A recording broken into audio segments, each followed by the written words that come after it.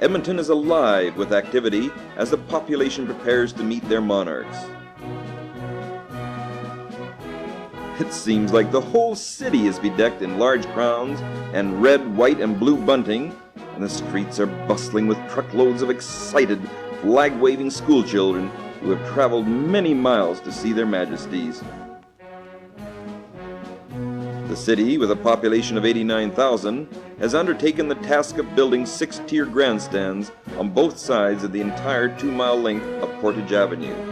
68,000 reserved seats are available at a cost of $1 each. They're all sold out.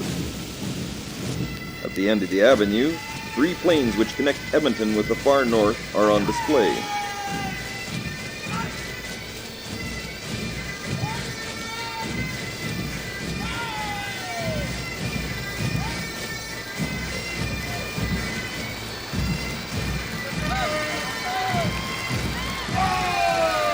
Several hours before the royal couple are scheduled to arrive, the avenue begins to fill with people.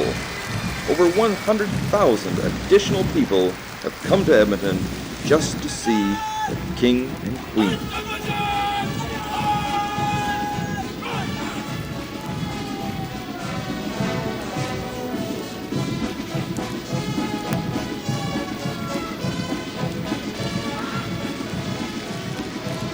It's a beautiful, sunny day with a temperature of 83 degrees Fahrenheit.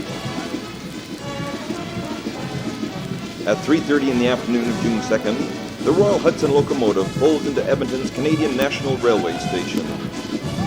Thousands of people are gathered along 104th Avenue outside the station waiting to see the sovereigns. After the traditional welcomes by provincial officials, the King and Queen board their special royal automobile, which will take them on a 13-mile route through the city before arriving at Alberta's legislative building. The car is geared to travel at a steady 8 miles per hour, slow enough to ensure that everyone will have a chance to see their majesties. In honor of the royal visit, Portage Avenue officially becomes Kingsway Avenue. The stands vibrate with the cheers of thousands of enthusiastic flag-waving schoolchildren.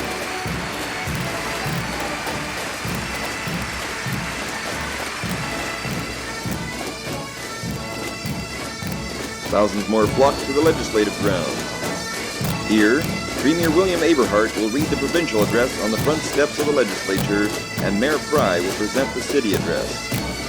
The atmosphere is a festive one, complete with marching bands.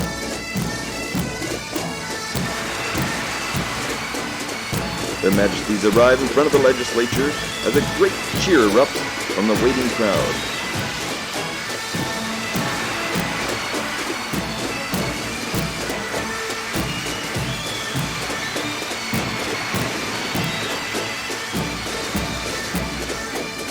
Here to greet them are Premier and Mrs. Aberhart.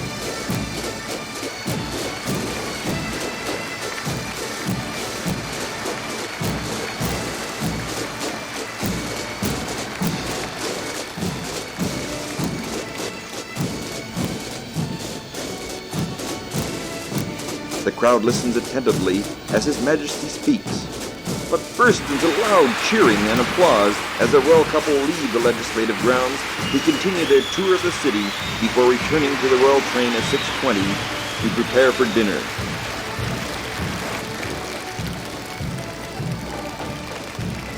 While the King and Queen relax, many more thousands gather outside the McDonald Hotel waiting for the royal couple to arrive for a parliamentary dinner.